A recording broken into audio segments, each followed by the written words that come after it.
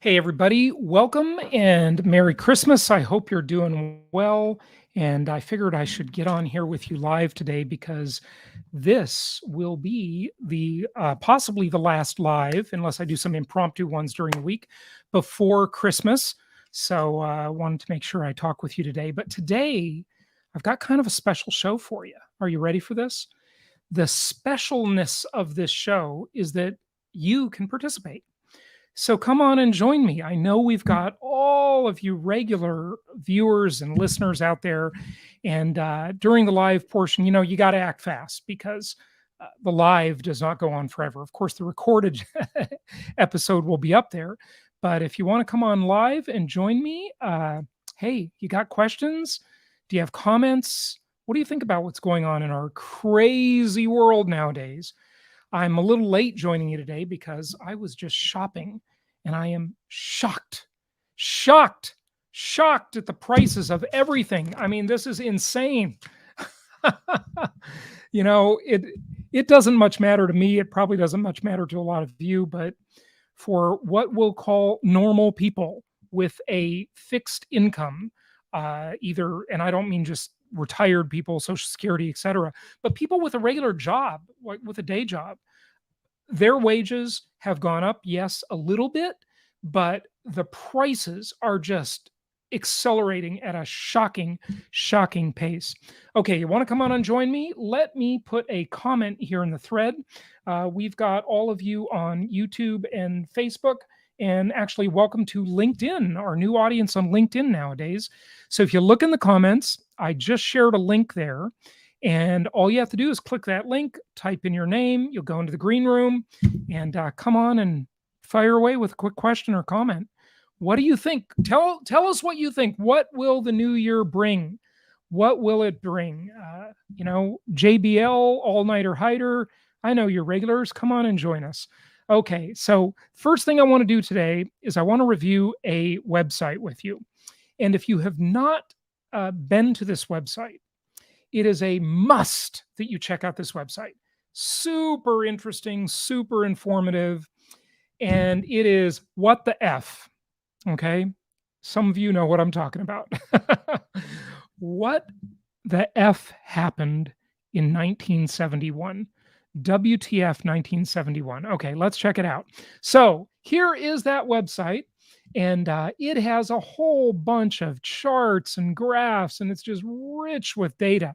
Ample stuff to talk about if you want to come on and join me. So, we'd love to have you. But so what WTF in 1971, right? WTF 1971. So look at this first chart with me. Actually, I'll blow these up a little bit. Let's see here, adjust the view here, zoom in, make these a little larger even than that. Yeah, there we go. Very large, actually even bigger. How's that? Okay, so growth in productivity and hourly compensation since 1948. Look, here's the thesis, okay? At least it's my thesis, not necessarily the thesis of the website, but it is that after 1971, we started this massive wealth transfer, the wealth transfer to the rich and the elites, and they started stealing all the money from everybody else. And that has just accelerated at a dramatic pace since 1971. And the question is, what can we do about it, right? So August 15th, 1971, you've heard me talk about it more than enough times. Richard Nixon took us off the gold standard. And I believe, and this is only my own thought, haven't read it anywhere, haven't heard it anywhere, that Nixon's historic trip to China was a very, very smart move, because after just canceling the Bretton Woods agreement that kept the US dollar tied to gold for all those years since 1944, since Bretton Woods conference was enacted. And that was in, of course, Bretton Woods, New Hampshire. That's why it's called Bretton Woods. So that's when the US convened all the big countries, and they had this, very long meeting without air conditioning. It was hot, and they met for days and days and days, and it was a very intense meeting. And they decided, everybody agreed that the U.S. would basically control the world's money supply. And this agreement stood for quite a while until 1971. So from 1944 to 1971, we had Bretton Woods. Nixon just ended that. Boom. And at the end of that time, that was the start of this massive wealth transfer to the elite class. And it has just accelerated and accelerated and accelerated over the years. So take a look at this. Here we see growth in productivity and hourly compensation. And it was pretty much consistent. As workers became more productive, their compensation increased to match their productivity. And companies learned how to be more efficient. Of course, there was automation. Of course, there was Henry Ford, who invented the assembly line. And there was W. Edward Deming with his quality circles. And there was, of course, a brilliant, brilliant thinker of our time, well, of times past, Peter Drucker, the great management consultant and management engineer. Even if you are not in management, even if you are a working class hero, read Peter Drucker. Peter Drucker was absolutely brilliant.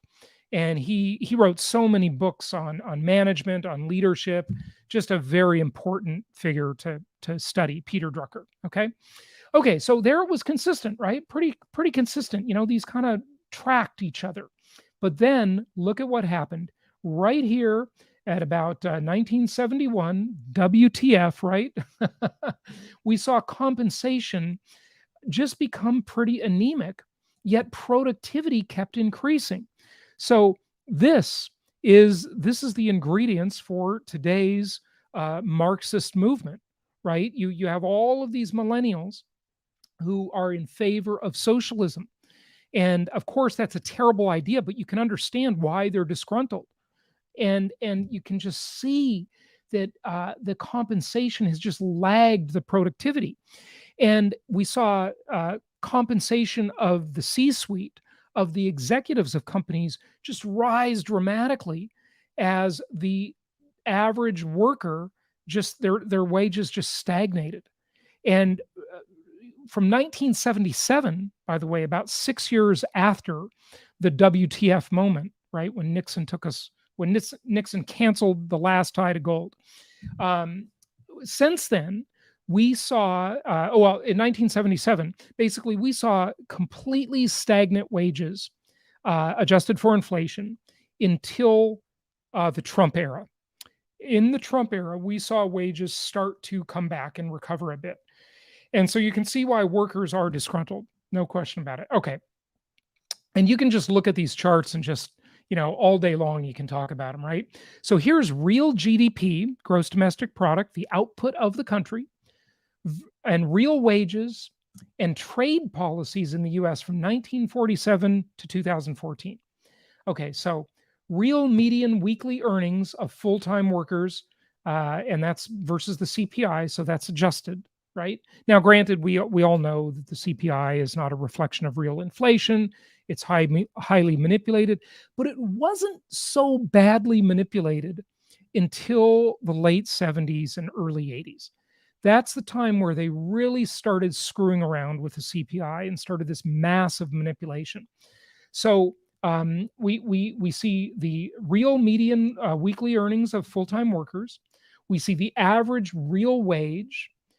We see the real wage with a GDP deflator, right? So when you compare it with GDP, right?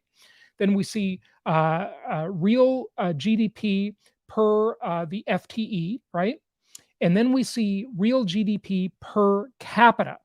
So what does it tell us, right? That workers keep outputting more. They keep contributing more to the gross domestic product of the country, but they're not getting fairly compensated for their contribution. So it's a scam. It's a total scam. Okay. Income gains widely shared in early post-war decades, but not since then. So I always say, watch old movies, watch old TV shows, read old books, and listen to old music. We had, of course, a decade called the Roaring 20s, but you could also say that the 50s were pretty roaring too, right? And so with that, we saw this point where early 1970s, where the workers started getting screwed. Real family income between 1947 and 2016 as a percentage of the 1973 level. Okay. Now, why is it that if you watch the old movies and the old TV shows and you watch Leave It to Beaver, or you watch, any of these shows, right? Now, Leave It to Beaver was pretty old. Okay. I don't know what years that show ran, but you can watch all these old shows and you saw this thriving middle class. And that's what America became known for, is its thriving middle class prosperity. And it showed this great example for really the entire world of just how the middle class just kept enjoying more and more the good life. We had, the era of Happy Days and the automobile, and life was pretty nice back then, right? But right around the early 70s is where it all started falling apart. And if Nixon hadn't taken his trip to China, by the way, and China in about 1977 or 78 hadn't opened up, interestingly, a communist country, right, that became really arguably more capitalist than the US in many, many ways, right? Still communist in terms of government oppression and the heavy hand of government. But in terms of a lot of business promotion and entrepreneurship and innovation, it became really more capitalistic than the US. And by about, well, look, Jim Rogers, who's been on my show several times, is the former hedge fund manager and the guy who's written all these great books. I love Jim Rogers. By the way, if you want a great book recommendation, it's a little old now, but it's fascinating. And he's such a good storyteller. Read Adventure Capitalist. Adventure Capitalist. It was a sequel to his prior book, Investment Biker. And it talks about how he, in Adventure Capitalist, how he left Wall Street and he traveled around the world in this modified Mercedes convertible with his, I believe, then fiance or his new bride, and just talks about all their adventures and understanding capitalism around the world. Just really, really fascinating. So definitely check that out. But you could just keep going through this, and I mean, there are just so many examples. Look at here's income growth 1917 to 2012. The top 1% of earners and the bottom 90% of earners, and you see how the top 1%, they didn't really experience that much income growth over the years. But then you get to the early 80s and their income starts just shooting up dramatically. But remember something, this is only income. It's not net worth. I don't have the chart for it, but I would argue that if you looked at net worth of those people, you would see just a dramatic increase. Okay. Maybe this will be the last one for this. Okay. So this is from the Fred website, obviously. Shares of gross domestic income, compensation of employees, paid wage and salary accruals, and disbursement to persons. Okay. Relentless 50-year decline in wages, share of the economy's total income.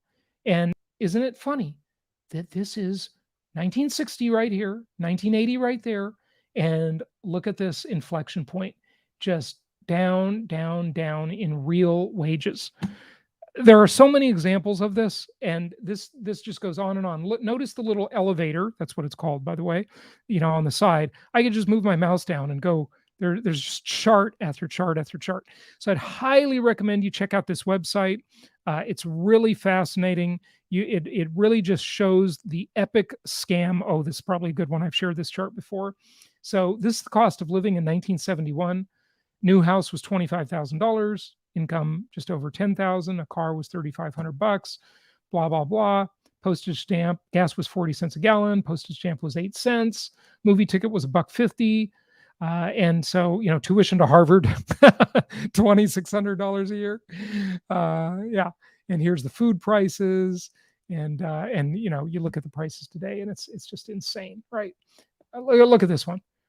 how come inflation was so stable, and then all of a sudden in the 70s it just went nuts, right? It's just there's just more and more evidence about this. It's just absolutely ridiculous. So, okay, I thought we'd talk about rate hikes, sorry. But by the way, if you'd like to join me and jump on with your comments and questions, this is our special Christmas show. The link is in the comments. Just click the link, type in your name, you'll appear in the green room, and I'll put you on, and we can talk. Questions, comments. Do you agree? Do you disagree? What do you think about the upcoming year? What do you think about the market? What are stocks going to do? What are interest rates going to do? What's real estate going to do?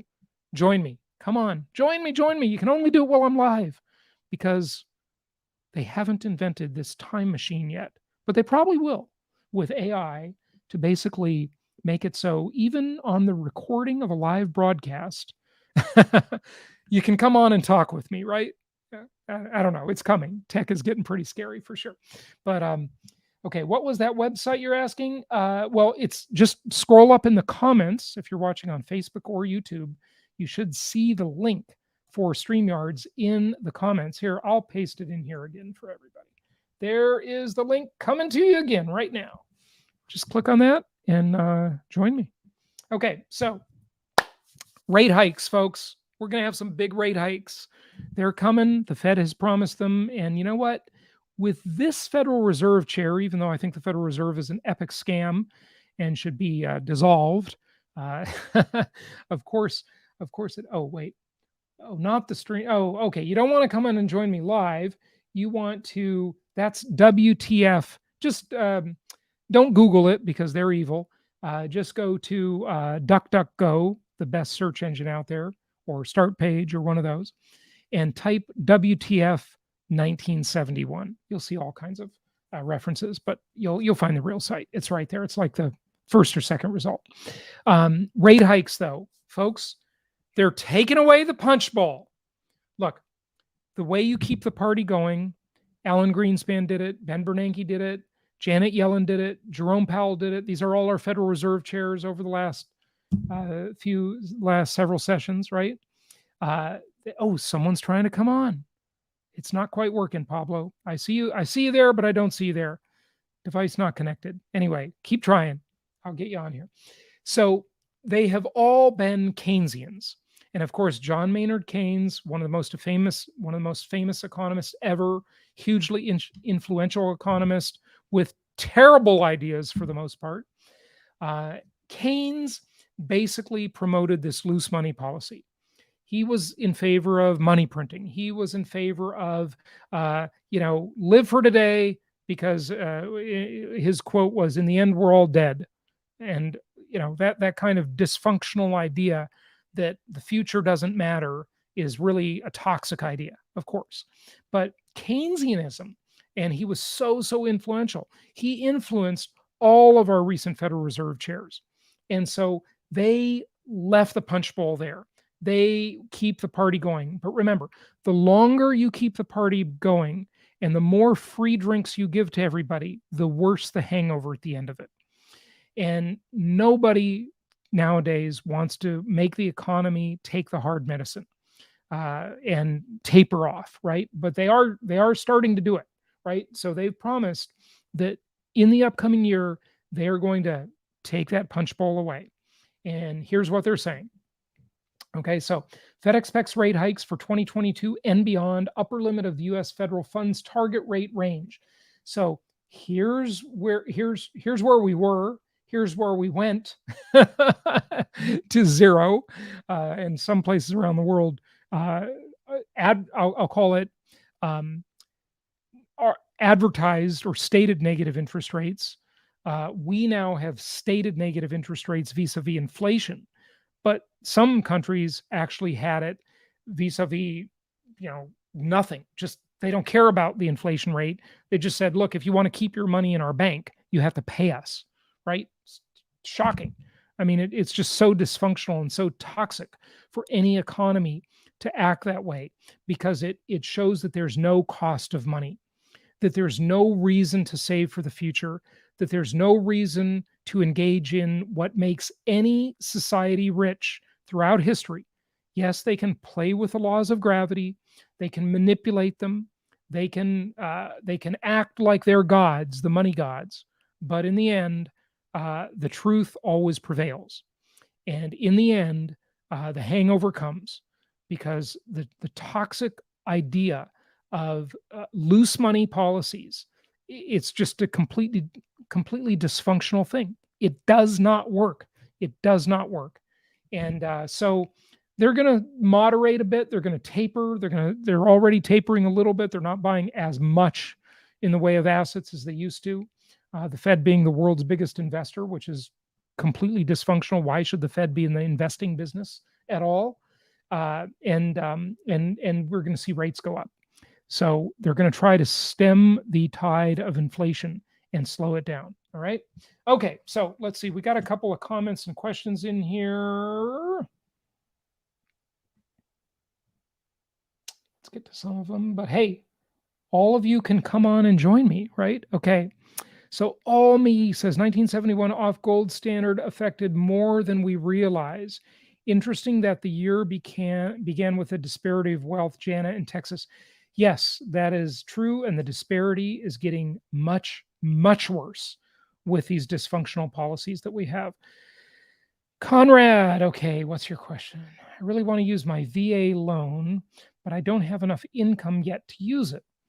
Is it worth using it in Arizona or Phoenix? Trying to. Well, I mean, what is really the question there? So you want to buy a house and use your VA loan. By the way, thank you for your service. Yes, I would mostly do that. It depends what price range house you're buying. The market in Phoenix has been very, very hot. I have an upcoming show, by the way, on the podcast and on the YouTube channel with the Cromford report, and the main economist there. She was on my show. I already recorded it. I think we'll probably publish that next week. So be sure you're subscribed to the Creating Wealth podcast and the YouTube channel. And by the way, I want to thank all of our subscribers because we just hit a bit of a milestone. Yes, it took me a while to get here, but the milestone was we just actually exceeded 50,000 subscribers on the main YouTube channel. So 50,000 subscribers, that's a big milestone. And I want to say thank you. And I want to give you a hand. There, clapping with my noisemaker here. So appreciate you subscribing to the YouTube channel and the podcast. And what else do you want to say about this? So the Cromford report, they talk about how inventory is very, very constricted in Phoenix, in the Phoenix metro area. Looks like it will be for a long time. I just personally bought a property in Scottsdale as a rental, and as high as prices seem to be, I'm still pretty bullish, believe it or not. So, take that for what it's worth. But just be careful. I would be, the higher you go in price, the more careful I would be. I take it from your comment or your question, Conrad, that you're in the more entry-level price ranges, less risk in those price ranges. So go for it. Okay. And Erica is in Orange County, California, where I spent most of my adult life. Hey, greetings. Okay, what was that website? We got that out of the way, the WTF website. And here is the link from me. If you want to join me here, come on the show before I wrap it up in a few minutes. And Conrad, how many rate hikes until the Fed pushes out and restarts QE infinity? Yeah, well, Conrad, that's a great question because they probably will wuss out. The Fed is not supposed to be political, but the fact is they are, and they are pretty wimpy. The last Fed chair we had with balls, with cojones, was Paul Volcker, the late Paul Volcker, who died year before last, I guess. I did a lot about him on the show at the time. And, he had the guts to raise rates and tighten the money supply to stop the massive inflation. Nowadays, I can't imagine any figure we would have that would do that. It's certainly not going to be Jerome Powell. That's for sure. So yeah, I agree with you. They'll raise it, and then things will cool off, and people get spooked, and the market will get spooked, and the elites mostly will get spooked because the elites own all those assets that are seeing this massive increase, and they're leveraging them with free money, with money that's not only free, it's negative interest rate money. And so the elites get richer and richer. Now, look, my philosophy is if you can't beat them, join them. And we should go along for that ride on their coattails, hitch our wagon to their star, if you will, and do what they're doing. Use my strategy of inflation induced debt destruction to play their game. Align your interest with the most powerful forces the human race has ever known, governments and central banks. That's how you win. That's how you win this deal. All right. What else we got here? With other countries jumping in on the rate hike train, will the Fed actually have to start hiking too? Yeah, I think they will hike, Conrad. I definitely think they'll hike. You should be clicking on that link and coming on the show and joining me. But yeah, they will hike, and then they will probably wuss out at some point. Okay, Dumb Money Media says, I'm part of Wall Street's silver meme team. If you ever bored and wanted to, okay, that's great. Yeah, happy to. Go to, well, I can't give you my appointment link right here on the show, but just go to jasonhartman.com, reach out to us, Dumb Money, from any of the contact forms there, and would be happy to come on the show.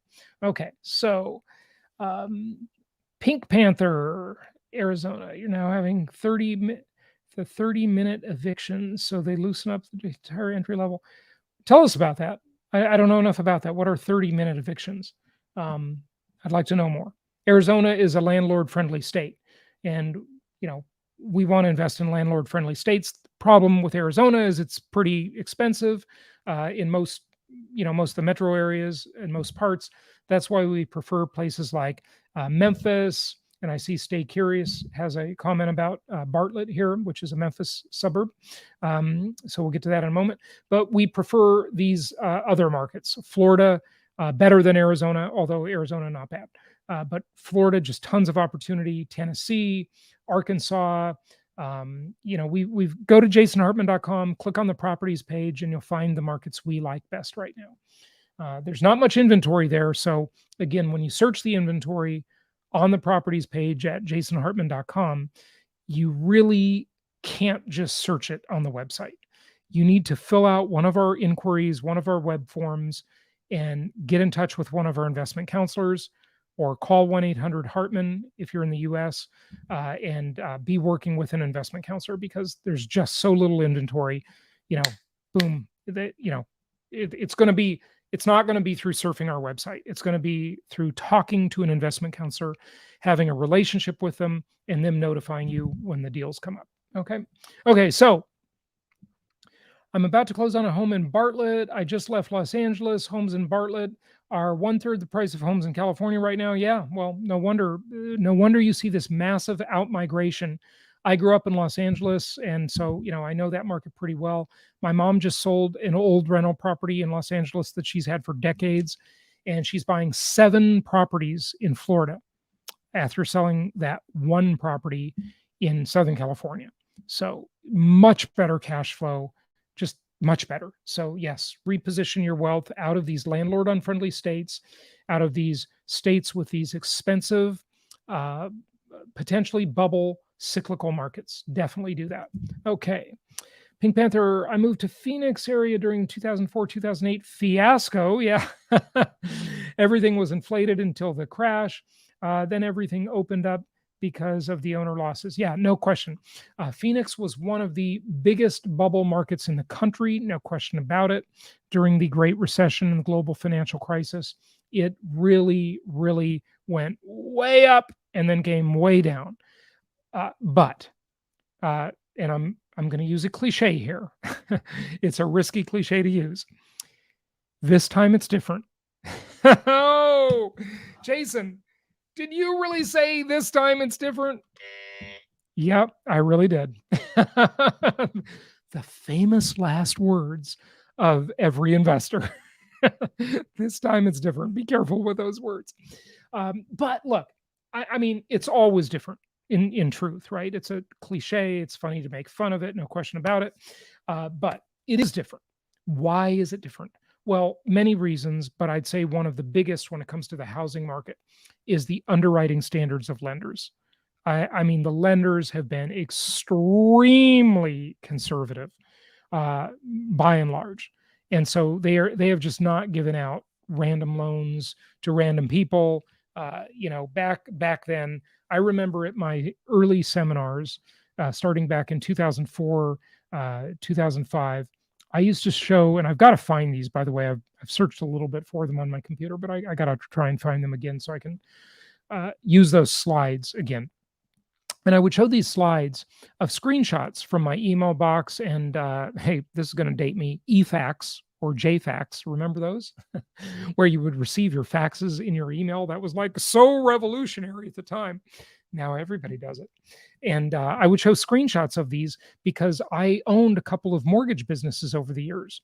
And these lenders would send us the rate sheets, the wholesale rate sheets. And they would say the underwriting guidelines on them. And they would say, 1 day out of bankruptcy, foreclosures don't matter, 680 or higher, or not 680, no. What am I saying? 580 or higher FICO scores, and no income, no asset verification. Just if you can fog a mirror, you'll get a loan at maybe nothing down or only 5% down. It hasn't been that way this time around. So in that way, this time it really is different. The lenders have been much more careful. In fact, I would argue they've overcorrected.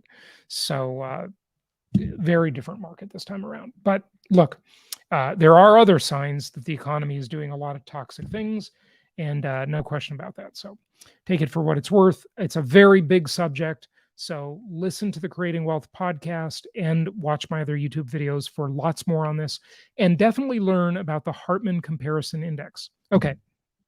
Barb says, hi, Jason, to use HELOCs to buy real estate, concerned about interest rates going up in a HELOC. HELOCs are not my favorite, Barb. I would definitely try to get 30-year fixed rate loans. Some are actually arguing, one of the YouTubers, Meet Kevin, you might know him, with what is with his crazy hair colors, like his green hair and orange hair? What is with that? I don't get it. And he doesn't really say anything about it. It's just weird.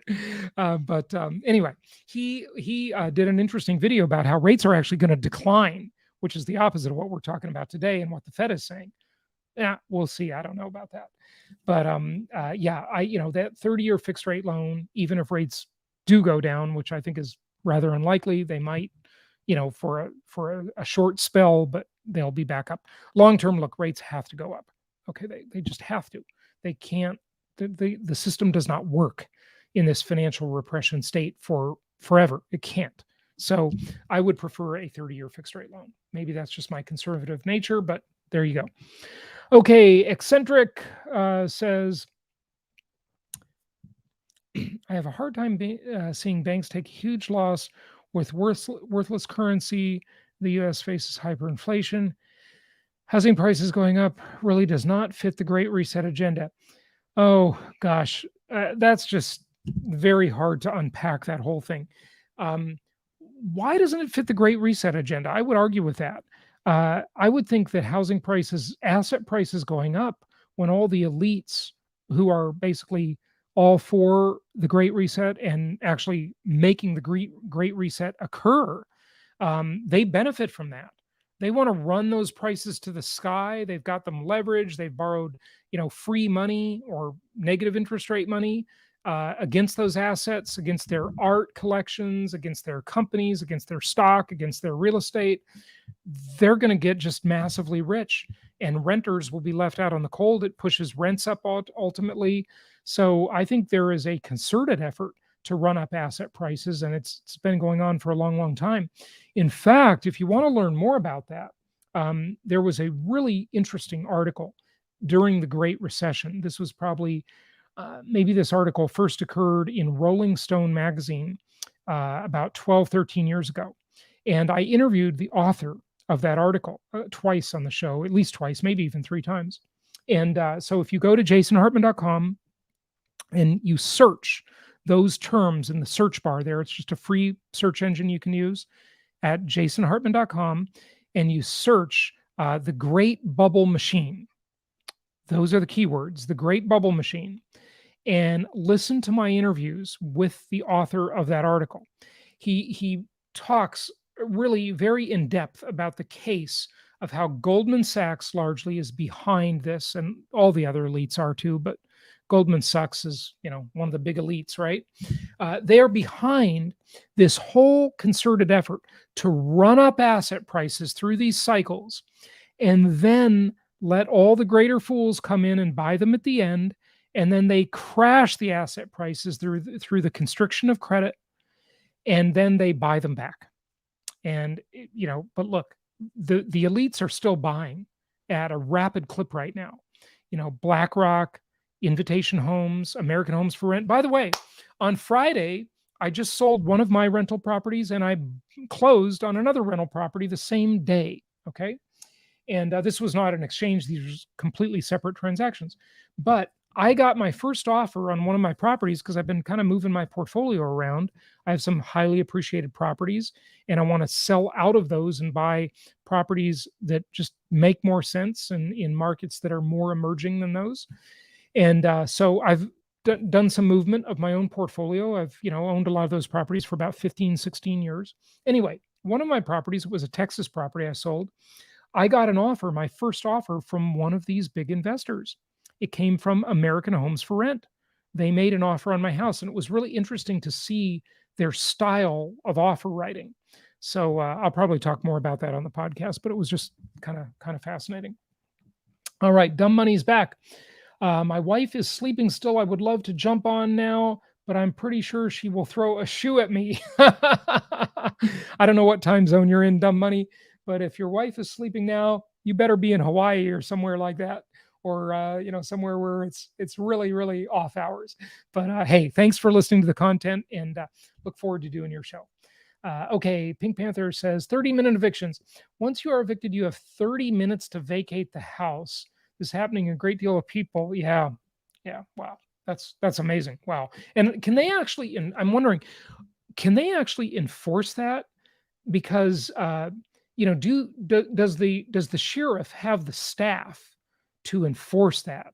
Now, granted, if you're the tenant, you don't want to take the risk of how quickly can they enforce those rules. But yeah, it's really tragic, and you're going to see a lot more of that. This time it's different. I believe it. Yeah. Okay. Every housing crash was different. Yes, it definitely was. I just kind of have to call myself out on that, because those are the famous last words of every investor. I mean, back to the tulip mania time in Europe in the 1600s, right? It's craziness. Okay. Let me see. 40 to 50-year mortgages, the way to help fight housing prices. Yeah. Well, you can do a 40-year mortgage today. Okay, so that's available now, actually. I mean, it's not widely available, but you can get a 40-year mortgage. So yes, that's one way they're making houses more affordable. People used to buy houses before 1971, before the currency was debased. Maybe, I wonder if it'll be debased as much as this one. I doubt it. This won't happen here because this country is different. But here's my Zimbabwe dollars. I keep them right on my desk to remind me. One of my listeners sent these to me years ago. And this was a listener from Ireland. Zimbabwe dollars. Here's 100 trillion Zimbabwe dollars. And here's 10 trillion Zimbabwe dollars. When in doubt, just add a zero to the currency. And that'll solve all your problems, right? Okay. So yes, they're debasing the currency, and one of the ways they hurt the middle class and the poor is by making them take on more and more debt to afford things that they could previously buy with cash or much shorter term debt. So yeah, 10-minute evictions. Wow, that's just tragic. Can you imagine that happening to you? That's awful. If you use a HELOC to tap in equity in order to make other acquisitions, what do you mean? So if you don't use, oh, so yeah. Well, no, you can refinance, Barb, on a 30-year fixed rate loan, just refinancing the whole thing, paying off the first loan you have now. You don't need a HELOC because you're refinancing to do a cash out refi with all of your equity. And you can get up to 75% cash out refis are widely available. You might even do better than that and get 80% cash out refi. So that's what you do instead of a HELOC. Or if the property is highly appreciated, I would very much consider selling it and buying, this is what we call the 2-for-1 or the 3-for-1. And we've helped many clients do this. I've done it myself many, many times, where you sell a highly appreciated property. Well, in the one example, my mother's example, that's a 7-for-1. You sell the highly appreciated property and you buy properties in more linear markets that you can find at jasonhartman.com on the properties page. And you trade them. So your cash flow improves, your diversification improves. You're likely to be in a more landlord-friendly market. So if you have to evict a tenant, it's easier to evict them. So lots more information from our investment counselors than on the podcast. Reach out to our investment counselors through jasonhartman.com or in the US at 1-800-HARTMAN. You can just call. And either way, we'll be glad to help you. Okay, but depositing all of my rental income into HELOC. Yeah, but Barb, we don't want the balance to get driven down necessarily. We do on an adjustable rate mortgage. And look, don't feel bad like you made a big mistake on getting the HELOC now because the rates haven't gone up yet. Okay, so you've still got time to take evasive action, if you will, and either refinance on a 30-year fixed rate loan, cash out refi, where you have one loan for the whole property or properties, or just sell the property. Okay. The HELOC isn't probably too expensive. You probably didn't pay too much in fees. So that's easily correctable. So don't panic. You're okay. But definitely go to jasonhartman.com, fill out one of our web forms, or scrolling across the bottom of your screen is my free mini book on pandemic investing. You can get that at pandemicinvesting.com. Either way, you'll get on our list. One of our investment counselors will reach out to you and help you with this and a lot of other things. Okay, definitely enforcing 10-minute evictions happening now. Boy, that is just awful. Can you believe how awful that is for those people going through that kind of stuff? Yeah, wow. Okay. Let's go, Jason. Hey, I hope you don't mean that by like let's go, Brandon. Okay, cyclical equals bad, linear equals good. Yes, basically yes. The linear markets are most of the country and most of the world. And they're the markets you'll find at jasonhartman.com/properties. That's where you'll find linear markets or hybrid markets. And the cyclical markets are the highly appreciated markets that are in bubble territory, that don't make sense, that don't give you good cash flow, and that are landlord unfriendly. These are places like the West Coast of the US, the expensive Northeastern markets, just south of me, South Florida, Miami area, Palm Beach, where I am. Those are cyclical markets, markets that just don't work for investing. They just do not work. Okay, Castleberg, any advice for Canadians wanting to invest in US? Yes, we have good news for you. Our friends from the Great White North, where, by the way, you have some good bands from Canada. Rush being one of them, Triumph being another. Yeah, I know that's old school, but incredible talent for sure. Anyway, so our friends from Canada, yes, we do have some better programs for you now. And we've got a show coming up on this, which is a client case study about a couple of our Canadian clients living in arguably the world's biggest bubble market. That would be that beautiful city, Vancouver, Canada. I love Vancouver, great place, but it is a massive bubble market. And they jumped on the show with me on the podcast. This is not published yet, by the way, but it will be maybe next week. We'll get that one out on the podcast and on the YouTube channel. And they jumped on with their lender and talked about their story of how we were able to help them obtain fantastic financing for foreign nationals. So if you're from Canada or anywhere else in the world, I know my podcast, The Creating Wealth Show, has listeners in 189 countries. if you want to get your slice of fantastic American real estate, the US has a very special real estate market for sure in all the world, very special. We have much better financing for you now.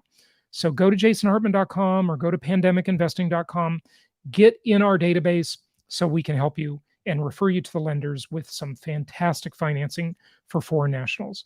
Okay. Yep, you can do it. We can help you with that now. So definitely reach out and we will help you get some awesome financing, even if you are Canadian. Okay, so hi, JBL says, hi, Jason. The last Empowered Investor Conference in Orlando was great. Any idea where the next one will be in 2022? No, we have not scheduled one yet, but we will. Don't worry, it's coming. And we have a virtual event coming up in January, my Creating Wealth seminar, basically on Zoom. So you can attend that from anywhere, and that'll be announced soon. And we'll have a landing page for you to join that. Okay, Pink Panther. I left corporate America, taking out many of the bank 401k. Yeah. Yeah.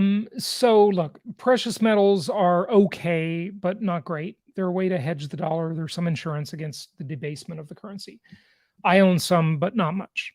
And the problem with precious metals is they don't generate income. They're not tax favored. In fact, they have really poor tax treatment, and they're just not as good. They don't get inflation-induced debt destruction from the financing. So you just the income property has multi-dimensional characteristics that cannot be duplicated in other asset classes, and that's why it is so special and why it's worked for so many people. So get some income properties, not vacant land, by the way, income property. Okay, little single-family houses, entry-level houses in these good linear and hybrid markets that we recommend. You'll find them at jasonhartman.com, and that's the most historically proven asset class in the entire world. Vancouver is changing in many ways, not for the better. We'll just leave it at that. Yeah, I'm wondering what you mean. Vancouver, British Columbia. Yes, not Vancouver, Washington. Okay, so folks, I got to wrap it up here in a moment. So I'll get as many of these questions as I can. But remember, we have a whole team of people, investment counselors, to answer all your questions in longer format. Just go to jasonhartman.com or pandemicinvesting.com and get those questions answered. Okay, do you see the president? Do I see the president feature hyperinflation in the U.S.? Do you see many people losing their homes due to not being able to pay the mortgages versus food? Okay, so the mortgages are pretty cheap, but if all the other prices in someone's life become hyperinflated, they will have trouble. No question about it. So that is a possibility, but they'll probably do a pretty good job, the powers that be, the central planners running the economy, at keeping inflation somewhat under control. Now, there's no academic definition for hyperinflation. What does that mean? Does it mean Hungary, Zimbabwe, the Weimar Germany, Argentina, or does it just mean, that we'll see inflation rear its head at 20, 25%, even 30% annually, which would not be considered hyperinflation by really much of anybody? That is very likely, actually. In fact, we have stated inflation now over 7%, yet you can borrow money at around 3% for 3 decades. You should be borrowing every penny you possibly can against good quality income properties. And certainly lots of people are doing that because you're getting paid to borrow that money, quite literally. But the real inflation rate is now probably 15%-ish. Could we see that real inflation rate go up to 20, 25, 30%? Absolutely. That is 100% possible. It is 100% possible. And it's actually likely. What will the stated inflation rate be if that happens? It'll probably be, 13%. Heck, we had 13.5% in the early 80s as the stated official rate of inflation. So, yeah, we'll very likely see that. Okay, Omega, thank you, Jason. We'll reach out. Excellent. Okay, sure. Yeah.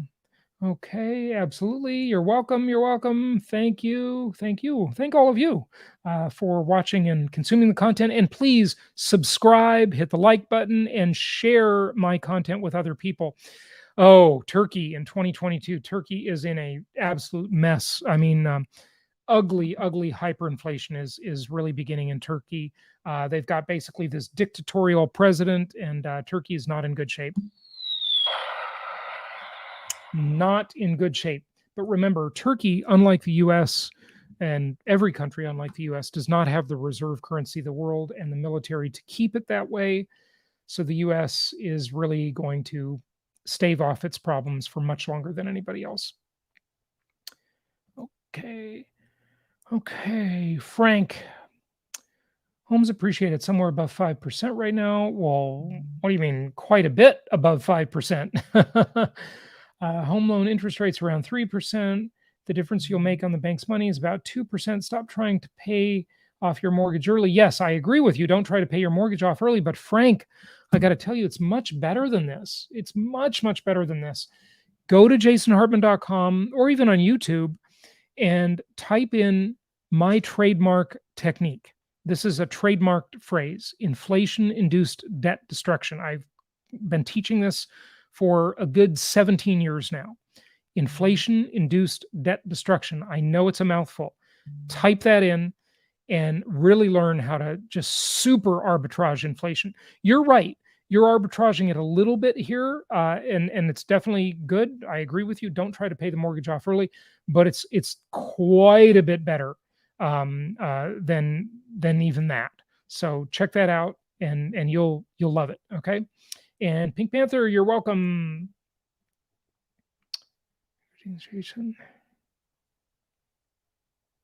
Oh, any services? Well, you don't have to buy real estate with crypto assets. I'm not really understanding why you want to do that, Ramin. You can just convert those crypto assets to dollars and then buy the real estate, which is what everybody does. Okay, so just convert them or borrow against them, and you borrow in dollars, and then you buy the real estate with dollars, but leverage the real estate as much as you possibly can. So you're using 80% of someone else's dollars. Okay. Definitely. Okay. Dumb Money says, I love you, Mang. I think you meant man. Have an awesome new year. Yes, you too. Okay. What's your opinion on refinancing your vehicle paid off? Yeah, I would refinance the car. Absolutely. Because the car financing is very, very cheap. So I even refinancing your car using that to down payment on real estate, I think that's a very good deal. I would definitely do that. I mean, look, I don't want to give, look, there's like two schools of thought in this, right?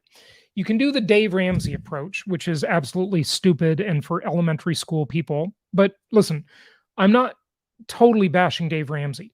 I think he has his market. He has his place. Okay.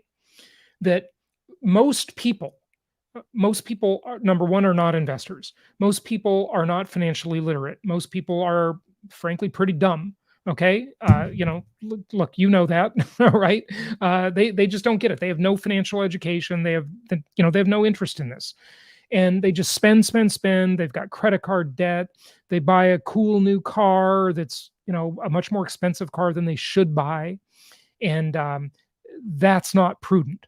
But if you've got a car you already own and it's paid off and you can get 20 grand out of that car at super low interest rates, you can borrow that money for up to maybe 72 months and use that money to buy a smart, prudent rental property. And then finance 80% of that property with the bank's money. You basically got 100% financing. That is a great deal. And your financing rates are below the rate of real inflation, and better yet, below the rate of stated inflation. That's like the best deal ever. So yes, do it. Yes, you can refinance a vehicle. Absolutely. Okay, Maria, my pleasure. Thank you for watching. Okay, Jason, how's the Cape Coral area cash flow? I don't think a Cape Coral, I wouldn't call it a hybrid market yet. It's still linear and still good. And we have properties in Cape Coral. So definitely check them out at jasonhartman.com. I'm 33. I own 5 single family home investments in Los Angeles, San Antonio, and Cape Coral. No, you should not pay down debt, Mr. Ribeye. By the way, love the name. It reminds me of that episode with George on Seinfeld. Wasn't that his nickname? He wanted to be Ribeye, or no, it wasn't Ribeye. It was something else like that. Anyway, funny. That was the best written sitcom ever. Anyway, no, do not pay down your debt. As long as you have 30-year fixed rate debt below the rate of inflation, don't pay it off. Get as much debt as you can. But I would recommend selling those properties in Los Angeles and buying more properties in good linear markets like Cape Coral and many other Florida areas that we have that you can see at jasonhartman.com. Tennessee, don't be in all one market. Well, you're not. You're diversified already. But yeah, I would definitely recommend you diversify, and you'll get much better cash flow. Those Los Angeles properties are getting scary, overinflated. Okay, so be really careful with that. Okay, Pablo. There are platforms that allow for over-collateralized crypto loans. Yes, I know this. Yep, you can do that in the crypto market, and I think that's a pretty good idea. Okay, so yes, refinance out of your crypto, use that cash to buy good quality income properties. Remember, crypto assets are extremely volatile. Extremely volatile. Okay, own a little bit of it, but I would not make it your main thing. It's had a very good run, but remember, it has a very short history. And with that, I would love to be wrong about Bitcoin and all the rest. And Bitcoin, remember, is in a class by itself. That's a completely different thing than all the other crypto assets. But there are very powerful forces. In fact, the two most powerful forces the human race has ever known that hate crypto. They want their own crypto to be the crypto, the digital dollar or the central bank digital currency or whatever they're going to call it. It's coming, and it's not going to be good for human liberty, and it's not going to be good for us. But they will ultimately want to squash these cryptocurrencies because they don't control it, and it represents competition for their digital currency and their non-digital currency that they have now. Okay, so be careful in the crypto world. All right, income property has a history that goes back thousands of years. Crypto has a history that goes back 13 years. Just remember that. Okay, it's, just remember it. Okay, and listen, I own some. Okay, I'm not saying it's bad. I hope I'm wrong about this. I would love nothing more than to see Bitcoin take over the world, but I just don't think it's going to happen. All right, folks, I got to run. I've been on for an hour. Thank you for participating. Please be sure you're subscribing to the channel. Be sure you hit the like button, and be sure to get your free report, your free mini book, actually, at pandemicinvesting.com. That is at pandemicinvesting.com. It's right on your screen. Go there. Check out that report. You'll like it. It's totally free, no strings attached. You get it right away in your email box, and enjoy that. And if I don't talk to you before, although I might, Merry Christmas to all of you. And I will definitely see you before the new year. So we'll see you later, and have a great week. Happy investing.